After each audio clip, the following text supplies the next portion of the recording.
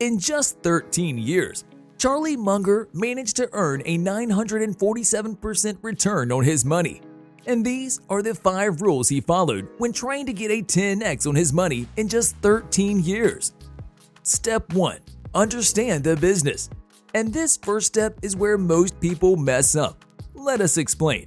Back in 2021, when the price of Bitcoin reached an astonishing $64,400, everyone was buying crypto.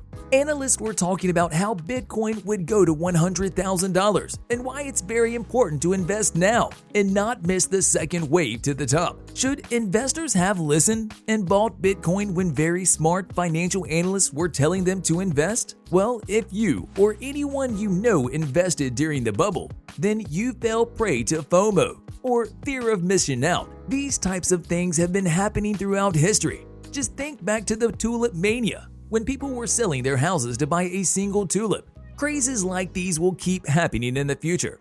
Did Charlie Munger invest in a single Bitcoin? Nope.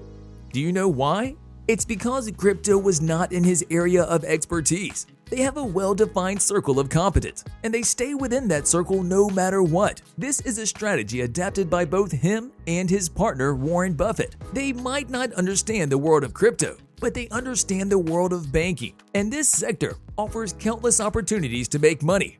It's the same with every other sector. The beauty of business is that there are money-making opportunities everywhere, but you need to know where to look. If you still have no idea what you're knowledgeable about, look around you. There are countless things you're using every day.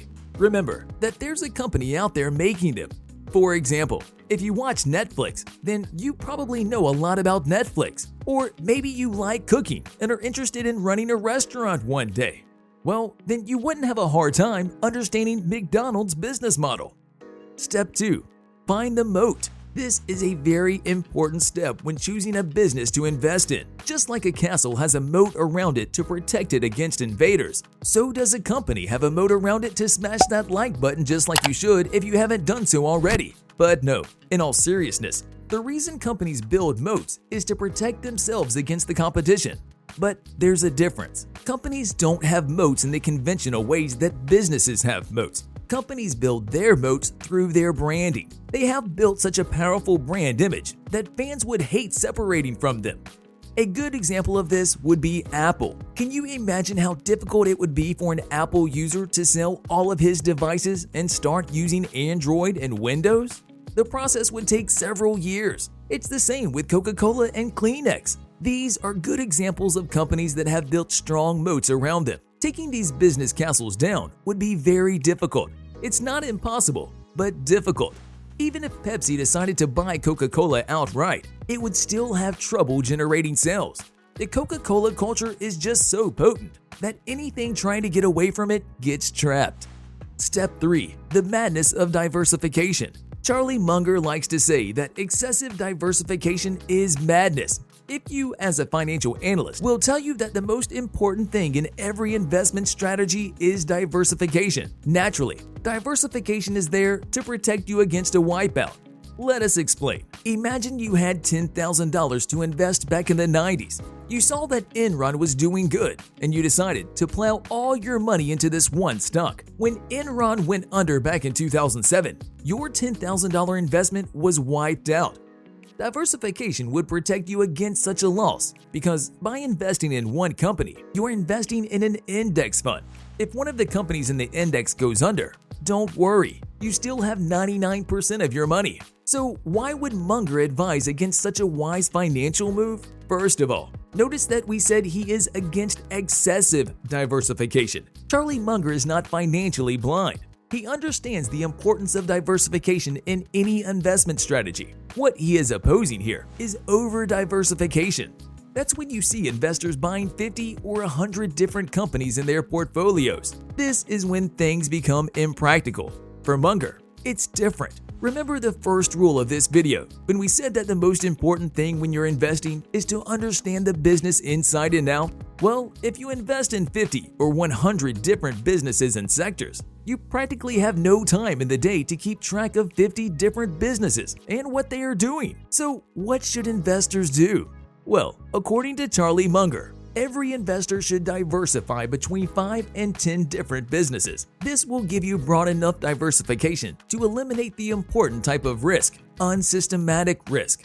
Systematic will always be there. That's the risk of investing, but you should always aim to reduce unsystematic risk. If you reduce the unsystematic risk significantly, then the systematic risk is all that remains. And tracking the inside workings of 10 companies is much easier than tracking 20 different businesses and where their stock prices are going. Again, this is value investing. This is not like traditional finance and investing advice. Stocks are not statistics on a piece of paper. They are comprised of people. They are living, breathing organisms that are nearly impossible to reduce to a number on a balance sheet. Once you understand how a business makes money, how it loses money, how it grows, and how it shrinks, you begin to understand the business for what it truly is. Step 4. Analyze the management of the business. This is another key criteria Charlie Munger and Warren Buffett share. When they invest in businesses, they don't just look at the fundamental and technical analysis and then plow money into the field. For them, it's also important to know who is running the business. They like to assess the CEO and the management team of the company before they decide to invest a lot of their money into the company. Munger has even said, "We try to invest in businesses that are so wonderful that an idiot can run them, because sooner or later, one will." Did you hear what Munger just said? He realizes that over the long term, the businesses will face great troubles, so the management team will show them how well they will deal with that meltdown. However, because management teams keep changing, the only thing they can rely on is sound fundamentals. That's why for Munger, having a good management team is a bonus, but it doesn't take precedence over good financials. When he has to assess the management team, he has 2 simple criteria. The first one is, how well will they run the business? And the second one is how they have allocated capital over time. Step 5. Assess the price.